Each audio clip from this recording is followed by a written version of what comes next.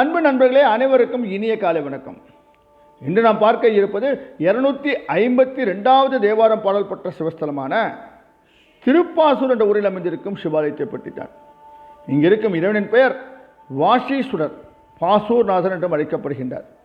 இறைவியின் பெயர் தங்காதளி அம்மன். இந்த ஆலயத்திற்கு எவ்வாறு செல்வது?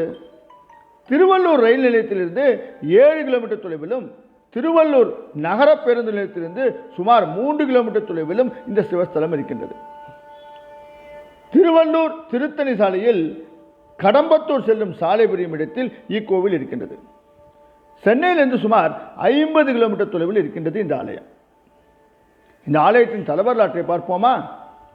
வேதங்களை திருடிச் சென்ற மது கைடவர் என்ற அசுரர்களை அழித்ததால் உண்டான தோஷம் நீங்க மகாவிஷ்ணு இந்த ஸ்தலத்தில் சிவ பூஜை செய்தார்.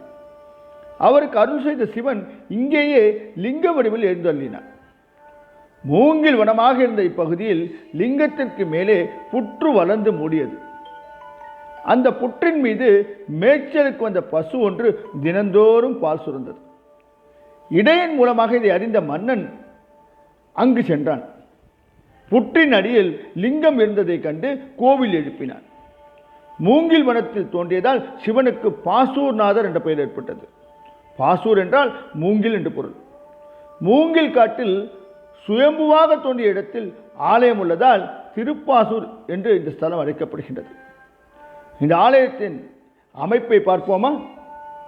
தெற்கு திசையில் 3 நிலை ராஜகோபுரமும், கிழக்கு திசையில் ஒரு முகப்பு வாயிலும் கொண்டு இவ்வாலயம் விளங்குகின்றது. இவ்வாலயத்தில் 2 பிரகாரங்கள் இருக்கின்றன. முதல் வெளிப்பிரகாரம் நல்ல அகலமான வெளிச்சுற்றாக இருக்கின்றது. வெளிப்பிரகாரம் சுற்றி வரும்போது கிழக்கு சுற்றில் பலிபீடம், கொடிமரம், நந்தி மண்டபம் ஆகியவை இருக்கின்றன. இந்த சுற்றில் சொர்ணகாலிக்கு தனி சன்னதி கிழக்கு நோக்கி அமைந்திருக்கின்றது. தலவிருட்சம் மூங்கில் ஓங்கி வளர்ந்திருக்கின்றது. தெற்கு வெளிச்சுற்றிலிருந்து உட்பிரகாரம் செல்ல வழி இருக்கின்றது. 2வது பிரகாரத்தில் சுவாமி, அம்பாள் மற்றும் சுப்பிரமணிய சன்னதிகள் இருக்கின்றன. மூலவர் வாஷீஸ்வரர் சன்னதியும் இறைவி தங்காதளி அம்மன் சன்னதியும் தனித்தனி விமானங்களுடன் கிழக்கு நோக்கி அமைந்திருக்கின்றன. இறைவன் கருவறை விமானம் கஜப்பிரஷ்ட அமைப்பை கொண்டிருக்கின்றது. அம்மன் சன்னதி சிவபெருமான் சன்னதியின் வலதுபுறம் அமைந்திருக்கின்றது. இவ்வாறு சுவாமி சன்னதியின் வலதுபுறம் அம்மன் சன்னதி உள்ள சிவஸ்தலங்களுக்கு ஆக்க சக்தி அதிகம் உண்டு. இவை சாஸ்திரங்களில் கூறப்பட்டிருக்கின்றது. இங்குள்ள ஈஸ்வரர் ஒரு சுயம்பு லிங்கமாகும். இந்த சிவலிங்கத்தை யாரும் தீண்டுவதில்லை. அலங்காரங்கள் கூட பாவனையாகத்தான் நடைபெறுகின்றன. சுவாமி தீண்டா திருமேனி என்று அழைக்கப்படுகின்றார்.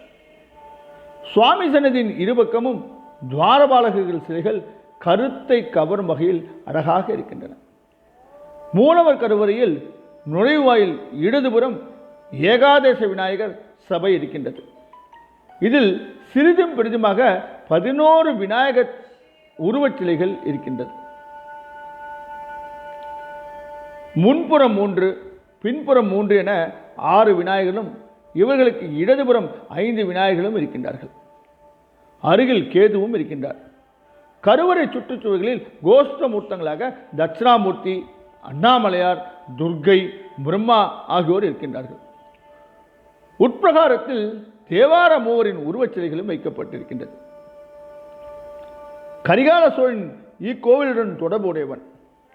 ஒருமுறை சோழ மன்னன் கரிகாலன் இந்த வழியாக மூங்கில் காட்டில் சென்று கொண்டிருந்த போது மூங்கில் புதரில் சிவலிங்கம் இருக்க கண்டு இவ்வாலயம் சிவபெருமானுக்கு எழுப்பினான் என்று தலவராளர்கள் கூறுகின்றன. சோழ காலத்திய கல்வெட்டுக்கள் ஆலயத்தின் உள்ளே காணப்படுகின்றது. மகா சிவராத்திரி இந்த ஸ்தலத்தில் மிகச் சிறப்பாக கொண்டாடப்படுகின்றது. சிவராத்திரி அன்று இந்த ஸ்தலத்தில் சிவபெருமானை வழிபடுவது மிகவும் விசேஷமாகும். ஆகையால் நண்பர்களே, இத்தகைய சிறப்பு வாய்ந்த இந்த ஆலயத்தை தயவு செய்து தரிசித்து சிவகடாட்சம் பெற எல்லாம் வல்ல இறைவனை வேண்டி விடைபெறும் உங்கள் அன்பு நண்பன் ராஸ்ரீதர்.